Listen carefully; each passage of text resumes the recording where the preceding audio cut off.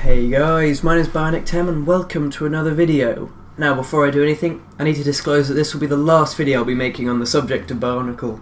People may have already seen this coming as I've been steering away from it, because unfortunately the community is dying. It hurts to say it, but it's the truth. Large creators have either died or steered their channel away from Bionicle content. One example is of course Play Stippling, the channel that actually got Bionic to where it is today. The main problem is I don't really have the money or enthusiasm to do Bionicle videos anymore. The only way to get CCBS pieces for MOC making is from the LEGO Star Wars figures, and they don't have the vibrance or the colours that I'd need for creating good MOCs that would reflect Bionicle. So anyway, for the next couple months until about February, I'll be posting hopefully rather consistent content on gaming and random skits with my friends. An example of this would be the video I did with Hayden about making chocolates. I believe they went up yesterday. If nothing takes off by about February, I'll probably just give up, because it's not really worth my time, especially with my GCSEs coming up and things like that. It takes a lot of time to edit. Anyway, time to get on to the actual video with that slightly heavy intro beforehand. Sorry about that. Anyway, today as my final MOC review, I'm going to be looking over the new version of TEM, also known as TEM the Overlord. The old colour scheme has been replaced with the new purple, gold and black colour scheme. Unfortunately, there are a couple instances of gunmetal grey and silver because some parts were unavailable in black, or at least I didn't have them. The body and leg build of TEM the Overlord is mostly the same as the original Dark Reaper build, with just some changed armour pieces and accents. One thing I'll say about the legs is they're a bit too bulky. They have many posability issues, and you can probably see that from this video. The way the armour is attached to the legs is a bit clumsy in places and leads to it looking a bit strange from some angles, but overall it isn't noticeable from a distance. And if you are viewing it, it will be from a distance, because this MOC stands at about 11.5 inches. Now don't get me wrong, TEM isn't a huge MOC for multiple reasons, cost and I can't build, but overall he is taller than a lot of other standard sized characters, which makes him quite imposing and allows him to look down on others, which I wanted when making him originally. Moving on to the arms of TEM, this is the main difference other than the colour scheme between the Dark Reaper and the Overlord. His forearms are based on the sort of General Grievous style, however they don't separate like General Grievous. His upper arms are custom built to allow him to have the thicker forearm. To armour the upper arm I used old school armour pieces like the gears. They're not really armour pieces, but you know, they're technic pieces or whatever. Unfortunately they do show the red pins, which greatly contrast against the arm. However, I think overall this type of armour gives it an essence of Generation 1 Bionicle. The hands and weaponry remain synonymous to the original design, with the only change being the colour of the claws on the fingers, I believe. I can't remember what colours the claws were on the other one, I don't even know if he had claws. The chest build, next, as previously mentioned, is the same as the original, with a change to the skeleton torso piece used, to further drive home the point that he is a purple and gold kind of MOC now. I also added flame pieces to the back of his arm that can be added to the connector next to his hand to give him some sort of fire magic. I didn't really think that part through, to be honest, but I knew that all MOCs can use a little bit of fire magic in them. I think overall the new Overlord version of TEM is just like a new lick of paint. His new colour scheme is slightly more consistent, even though there are some bits of, gunmetal grey and silver which are a bit strange, and his arm builds give him a greater sense of bulkiness which the original design didn't have. The main problem with this MOC is posability.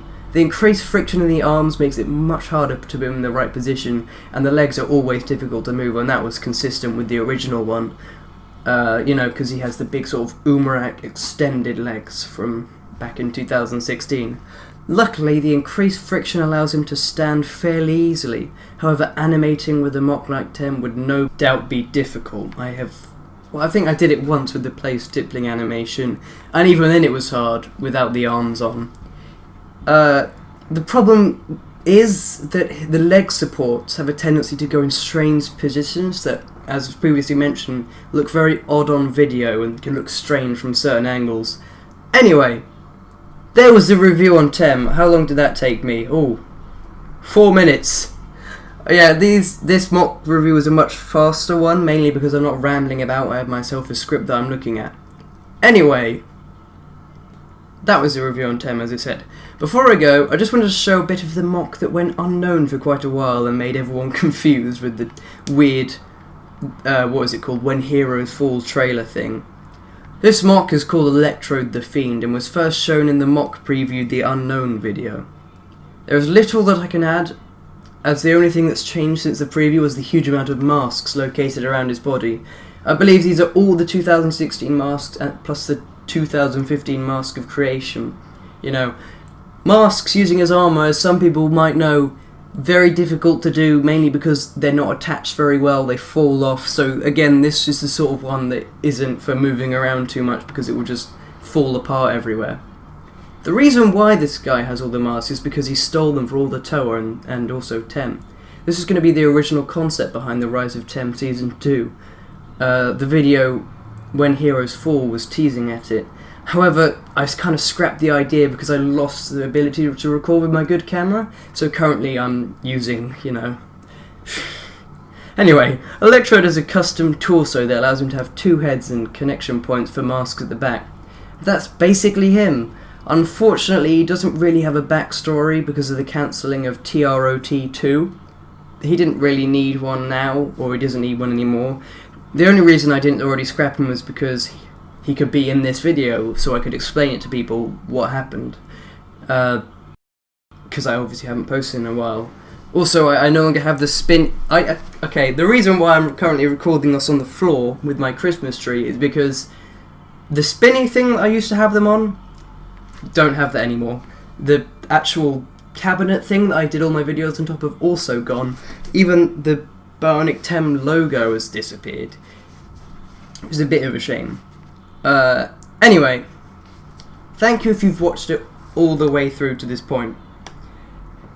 This will most definitely be my last ever Bionicle video, which is kind of sad.